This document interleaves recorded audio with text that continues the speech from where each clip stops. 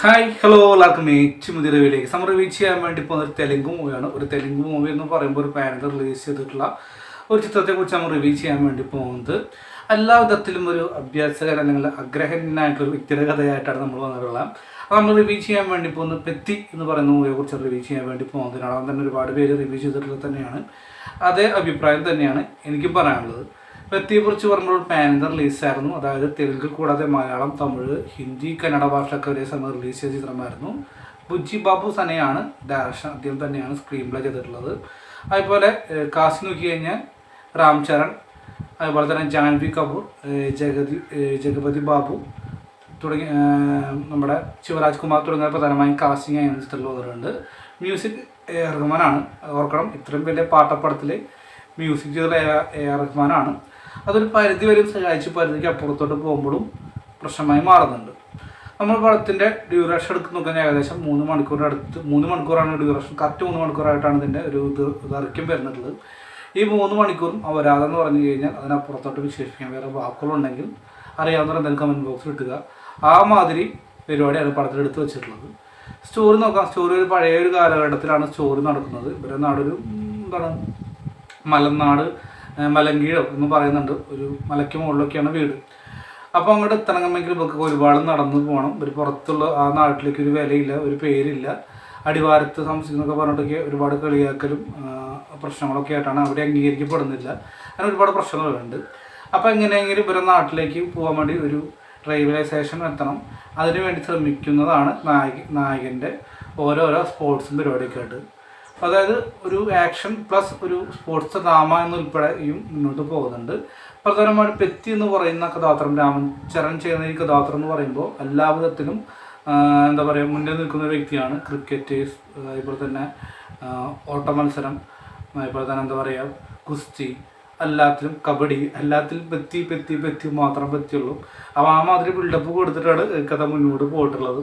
അപ്പോൾ ഏകദേശം സ്റ്റാർട്ടിങ് തന്നെ മനസ്സിലായിട്ടുണ്ട് എന്തായിരിക്കും പടത്തിൻ്റെ അവസ്ഥ.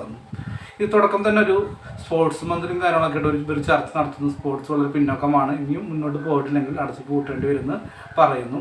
അത് പറയുന്ന വ്യക്തി വേറെ ആരല്ല, നമ്മുടെ സലാറിലെ ദിനോസർ എന്ന് പറയുന്നൊരു അപ്പാപ്പുണ്ട്. അങ്ങനെയാണ് ആ ഡയലോഗ് ഇതിൽ പറഞ്ഞിട്ടുള്ളത്.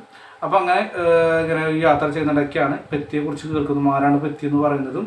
ആ പെത്തിയുടെ കഥ അറിയാൻ വേണ്ടിയിട്ട്, അതായത് പറയുകയാണ് ഇത്രയും മലയും കുന്നും താണ്ടിയിട്ട് അവിടെ എത്തണം എന്നാൽ മാത്രം സാറ് പെത്തി അനുഭവിച്ചിട്ടുള്ള പ്രശ്നം കാര്യങ്ങളും മനസ്സിലാവണം എന്നൊക്കെ വിരിച്ചു കൊടുക്കുന്നുണ്ട്. അപ്പോൾ അതിന് ശേഷമുള്ള സംഭവം കാര്യങ്ങളൊക്കെയാണ് മുന്നോട്ട് പോയിട്ടുള്ളത് പടത്തിൻ്റേത് വ്യക്തമായിട്ട്. അപ്പോൾ ഓവറോൾ നോക്കി ഞാൻ പറഞ്ഞല്ലോ, ഇപ്പോൾ എന്താണ് സംഭവിക്കുക, റെയിൽവേ സ്റ്റേഷൻ വരുമോ ഇല്ലയോ, പ്ലസ് ഈ സ്പോർട്സിൽ എന്താണ് പെത്തിക്ക് സംഭവിച്ച കാര്യങ്ങളൊക്കെയാണ് കഥയുടെ വ്യക്തമായിട്ട് ഉൾക്കൊള്ളിക്കാൻ ശ്രമിച്ചിട്ടുള്ളത് പടത്തിൽ മൊത്തമായിട്ട്. ആ വ്യക്തമായിട്ട് കഴിഞ്ഞ് കഴിഞ്ഞാൽ പടം മൊത്തത്തിൽ ഒരു അപരാധ പരിപാടി തന്നെയാണ് ഉൾക്കൊള്ളിച്ചിട്ടുള്ളത്. റഹ്മാൻ ഒരു ഭാഗത്ത് നിന്നിട്ട് റഹ്മാനെ പറ്റുന്ന പരിപാടി ഒരു ഭാഗത്ത് ചെയ്യുന്നുണ്ട്, അപ്പുറത്ത് ഇവർക്ക് പറ്റുന്ന പരിപാടിയും ചെയ്യുന്നുണ്ട്. രാംചരൺ പണിയെടുത്തിട്ടുണ്ട്. പക്ഷേ പടത്തിൻ്റെ ഏറ്റവും വലിയ നെഗറ്റീവ് നോക്കുമ്പോഴും ആ കഥാപാത്രം തന്നെയാണ് എനിക്ക് എടുത്ത് പറയാനുള്ളത്. ഒട്ടും തന്നെ ഒരു കഥാപാത്രത്തിന് വേണ്ടിയിട്ട് ആ പുസ്തകാരുടെ ഒഴിച്ച് ബാക്കിയെല്ലാം ഒട്ടും തന്നെ ഒരു ആപ്റ്റ് ആവാത്ത പോലും ആ ലുക്കും കോസ്റ്റ്യൂംസൊക്കെ ഒരു അപാരമായിട്ടുള്ള പരിപാടിയാണ് എടുത്തു വെച്ചിട്ടുള്ളത്. വളരെ മോശമായെന്നേ എനിക്ക് പറയാനുള്ളൂ. പിന്നെ പ്രധാനമായിട്ടും നായിക വരുന്നു, സാരി കഴിക്കുന്നു, ഡാൻസ് കളിക്കുന്നു. നായിക വരുന്നു, സാരി കഴിക്കുന്നു, ഡാൻസ് കളിക്കുന്നു.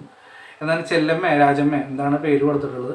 ആ പേര് തന്നെ കേട്ടറിയാം എന്താണ് പടത്തിൻ്റെ അവസ്ഥ എന്ന്. ഒരു സ്റ്റാർട്ടിൽ തന്നെ ഇൻട്രസ്റ്റിങ് കാണിക്കുന്നുണ്ട്. സാരി അയച്ചിട്ട് പന്തം കൊടുത്തുള്ള പരിപാടിക്ക് കാണിച്ചിട്ടുള്ളത്. അപ്പോൾ അങ്ങനെ ഏകദേശം പടത്തിൻ്റെ അവസ്ഥ എന്താക്കുന്നത് മനസ്സിലാക്കാം. ഏത് ടൈമിലും നായികയുടെ എന്താ ശരീരത്തിനെ കുറിച്ച് വർണ്ണിക്കുന്ന ഒരു നായകൻ. അതായത് നമ്മൾ സുഹൃത്തിനോട് പറയാണ് നല്ല ശരീര വരവ്, അവിടെ ഇങ്ങനെ ഉണ്ട്, ഇത്ര വലുപ്പമുണ്ട്, അതിനാണ് ചേരുന്നത് പറയുന്നുണ്ട്. തീർച്ചയായിട്ടും ഇവരുടെ നാട്ടിലൊക്കെ നടക്കുന്നുള്ളൂ. പ്രധാനമായിട്ടും ഈ നടിമാരെ യൂട്ടിലൈസ് ചെയ്യുന്ന കാര്യത്തിൽ ഒട്ടും മോശമല്ല ഏത് ഫിലിം ഇൻഡസ്ട്രിയാണ്. പക്ഷെ കുറച്ച് അവിടെ തോന്നുന്നുണ്ട് ഇത് പ്രധാനമായിട്ടും ഒരു ഫിലിമാണ്. ഫാമിലീസ് കാണുന്ന ചിത്രത്തിൽ എടുത്ത് പറയണ നായകൻ്റെ അവളുടെ ശരീരം കൊള്ളാം, തേൻ പോലെ ഇരിക്കുന്നു, വെണ്ണ പോലെ ഇരിക്കുന്നു, നെയ്യ് പോലെ ഇരിക്കുന്നു, അങ്ങനെ പറഞ്ഞിട്ടുള്ളത്. ശരിക്കും എന്താ പറയുന്നത്, ഇങ്ങനെയൊക്കെ അതിനേക്കാൾ ഫോക്കസ് ചെയ്യാൻ വേണ്ടി ക്യാമറമാൻ്റെ സഹായത്തോടു കൂടി തന്നെ ശരീരത്തിൽ മൊത്തം ഫോക്കസ് ചെയ്ത് സൂം ചെയ്ത് കാണിക്കാൻ വേണ്ടി ഒരു ക്യാമറമാനുണ്ട്. അതൊക്കെയാണ് പടത്തിൻ്റേതായിട്ടുള്ള ഒരവസ്ഥ. പൊതുവെ ചേച്ചി പാവാട അഴിക്കുന്നു. അതുപോലെ തന്നെ നായകോട് ഇഷ്ടം തോന്നി നായകൻ പോയിട്ട് ബലം പ്രയോഗിച്ച് കിസ് ചെയ്യുന്നു. എന്നിട്ട് പറയുന്നു എനിക്കിങ്ങനെയാണ് നിന്നോടുള്ള പ്രണയം എന്ന് പറയുന്നു. ഇതിലെവിടെയാണ് പ്രണയം? ഇതിൽ കാമമാണ്. കാമം അത് തന്നെയാണ് പടത്തിൽ മൊത്തം കാര്യങ്ങൾ നടക്കുന്നുള്ളത്. കാമം വേറെ സൈഡിലത്ത് പ്രണയം എന്നാണ് ഒരു പേരും കൂടി കൊടുത്തുള്ളത്. ആ ഒരു നിലയ്ക്കാണ് കഥ മുന്നോട്ട് പോയിട്ടുള്ളത്. ഒക്കെയാണ് കഥയുടെ ഇതിവൃത്തമായിട്ടുള്ളത് ചെയ്തിട്ടുള്ളത്. ചില ഭാഗത്തൊക്കെ നാടകമയം തോന്നുന്ന ഒരു പഴയ ഒരു കാലഘട്ടത്തെ പോലെ ഒരു വൃത്തികെട്ട കുറേ ഡയലോഗും കാര്യങ്ങളൊക്കെ ഉണ്ട്. അതിനേക്കാൾ വൃത്തികെട്ട കുറേ കോസ്റ്റ്യൂംസും കാര്യങ്ങളൊക്കെ എടുത്ത് വെച്ചിട്ടുള്ളത്. ഇവിടെ നിന്നൊക്കെ കിട്ടിയ ചപ്പാത്തി തല വിൽക്കുന്ന കാര്യങ്ങളൊക്കെ ഉണ്ട്. പിന്നെ ശിവരാജ്കുമാർ വരുന്നുണ്ട്, എവിടെ നിന്നോ ചേരാത്തൊരു വെപ്പ് മ്യൂസിക് വെച്ച്. പിന്നെ അത് ശിഷ്യനായിട്ട് വേറെ എടുത്തുണ്ട്. അദ്ദേഹത്തെ കുറിച്ച് പറയുമ്പോൾ നമ്മുടെ പുഷ്പ ട്യൂബിൽ ആ പെൺവേഷം കടിച്ചിട്ട് അല്ല ഇതിനായിട്ട് സമയത്ത് ഫൈറ്റ് വരുന്നില്ലേ, അതിലെ മെയിനായിട്ടുള്ള ആ വില്ലനാണ് അദ്ദേഹത്തിന് സ്വകാര്യമായിട്ട് വന്നിട്ടുള്ളത്. അപ്പോൾ കുറേ ഒരുപാട് ഫൈറ്റ്സിനൊക്കെ എടുക്കുക കാണിക്കുന്നുണ്ട്. പക്ഷെ എന്തുകൊണ്ടും ഒരു ഇമ്പാക്റ്റ് പടത്തിൽ കിട്ടുന്നില്ല. എന്തിനെ എസ്പെഷ്യലി ആ ഗുസ്തിയുടെ സീൻസ് പോലും ഒട്ടും തന്നെ ഒരു റിയലായിട്ട് തോന്നുന്നില്ല. ഇപ്പോൾ CG വർക്ക് ആണെങ്കിൽ പോലും പടത്തിൻ്റെ ക്ലൈമാക്സ് വരുന്ന ഓട്ടത്തിന് പല കാണിക്കുന്നുണ്ട്. ഒട്ടും തന്നെ ഗ്രാഫിക്സും CGയുടെ പരിപാടിയും ഒട്ടും തന്നെ ഒരു ആപ്റ്റാത്ത പോലെ തോന്നുന്നുണ്ട്. കാരണം ഇത്രയും വലിയൊരു പൈസ മുടക്കി വരുന്ന ഒരു ചിത്രമാണെന്ന നിലയ്ക്ക് പോലും ആ പടത്തിലോട്ട് വരുമ്പോൾ അതിൻ്റേതായിട്ടൊരു ക്വാണ്ടിറ്റി പടത്തിൽ കിട്ടുന്നില്ല എന്നുള്ളത് വിഷമകരമായ കാര്യം തന്നെയാണ്. അതുകൊണ്ട് തന്നെ ദയനീയമായിട്ടൊരു പരാജയത്തിൻ്റെ വക്കിലോട്ടും മുന്നോട്ട് പോകുന്നു. വ്യക്തിയെ കുറിച്ച് പറയുമ്പോൾ ഓവറോൾ നോക്കിക്കഴിഞ്ഞാൽ ഒരു അവസ്ഥയാണ്. കാരണം നായകൻ ഒരു പരിധി വരെ പരിശ്രമിക്കുന്നുണ്ട്, പക്ഷെ ഞാൻ പറഞ്ഞില്ല, ആ പരിശ്രമം വെറുതെ ആയി പോകുന്നൊരു അവസ്ഥയാണ്.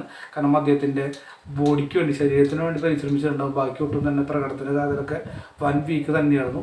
പിന്നെ ക്രിക്കറ്റിലൊക്കെ ഇമാതിരി നിലത്തടിച്ചും രണ്ടുപേരും കുത്തിയും അവിടെ നിന്ന് പറന്നു നമുക്ക് ക്രിക്കറ്റ് ചെയ്യാൻ പറ്റുമോ, ബാറ്റ് ചെയ്യാൻ പറ്റുമോ കാര്യത്തിൽ എനിക്കറിയില്ല. കാരണം അതിൽ ലോജിക്ക് നോക്കുക വെച്ച് കഴിഞ്ഞാൽ ഒട്ടും തന്നെ സീറോ ലോജിക്ക് നോക്കിയിട്ട് പടം കണ്ടുവരും. അതുപോലെ തന്നെ ഇതിൽ ഒരു കുസ്തി ചെയ്യുന്ന സമയത്ത് നായകനെ ഒരു 10 പേർ നായകൻ്റെ പുറത്ത് കയറി ചെയ്യുന്ന ഭാഗം കാണിക്കുന്നുണ്ട്. അതായത് അവൻ്റെ പുറത്ത് കയറി കിടക്കുന്നു, അവൻ അല്ലടിച്ച് നിൽപ്പാക്കി നമ്മുടെ കഥാനായകൻ വരുന്നു.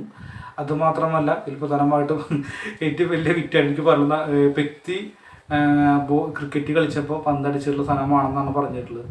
അപ്പോൾ ഇതിൽ വ്യക്തി ചോദിക്കുന്നത് ഈ ഗ്രൗണ്ട് എന്നാണെന്ന് ചോദിക്കുന്നുണ്ട്. ഈ ഗ്രൗണ്ട് എന്നല്ല, അതിൻ്റെ അപ്പുറത്തുനിന്ന് അതായത് 3 ഗ്രൗണ്ടുകൾ അപ്പുറത്തു നിന്നാണ് ആ പന്ത് തെറിച്ചപ്പോഴാണ് പെറ്റി കല്ലെന്ന് പേര് വരുന്നു. അവർ പെറ്റി റെയിൽവേ സ്റ്റേഷൻ ഒരു പ്രതിമ വരുന്നുണ്ട്. അപ്പോൾ അവൻ എന്ത് നോക്കിയാലും പെറ്റി അവസാനം എന്ത് പറ്റി എന്നുള്ളത് ചോദിച്ചാലാണ് എനിക്ക് ചോദിക്കാനുള്ളത്. കാരണം മൊത്തത്തിൽ ഒരു അപരാധ പരിപാടി തന്നെയാണ് പടത്തിലെടുത്ത് കാണിച്ചിട്ടുള്ളത്. ആദ്യം കാമ പരിപാടിയും അതുപോലെ തന്നെ സ്ത്രീവിരുദ്ധത കാണിക്കുന്ന ഒരുപാട് പരാശ്രമങ്ങളും കാര്യങ്ങളൊക്കെ പടത്തിൽ കാണിക്കുന്നത്. പരാക്രമമാണ് ഓവറോൾ നോക്കിക്കഴിഞ്ഞാൽ നമ്മുടെ നായകൻ്റെ എടുത്ത് കാണിച്ചിട്ടുള്ളത്. എനിക്ക് തോന്നുന്നു ഒരു ഓർമ്മിക്കാൻ വേണ്ടി നല്ലൊരു ഡയലോഗോ അല്ലെങ്കിൽ നല്ലൊരു സംഭവം പോലൊന്നുമില്ല. എസ്പെഷ്യലി ക്ലൈമാക്സിൽ ഇമോഷണൽ വേണ്ടി എന്തൊക്കെയോ നമ്മുടെ നായകൻ കിടന്ന് കരഞ്ഞ് പറയുന്നുണ്ട്.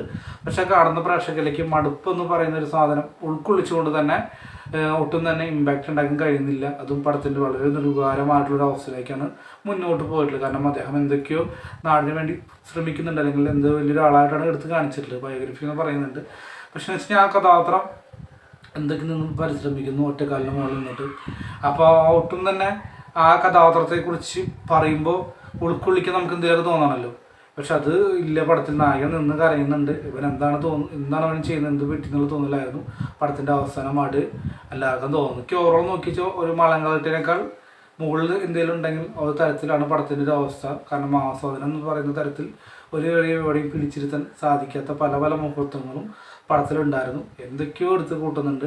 എസ്പെഷ്യലി ജഗതി ബാബുവിൻ്റെ ഒക്കെ ഗംഭീരമായിട്ടുള്ള വെറുപ്പിക്കലായിരുന്നു. അതായത് എന്തൊക്കെയോ ഒരു തുണി കെട്ടി ട്രെയിൻ നിർത്താൻ വേണ്ടി ശ്രമിക്കുന്നതും. അതേ മാത്രമല്ല ഇതിൽ ട്രെയിനിൻ്റെ നമ്മുടെ നായകൻ്റെ അഭ്യാസമുണ്ട്.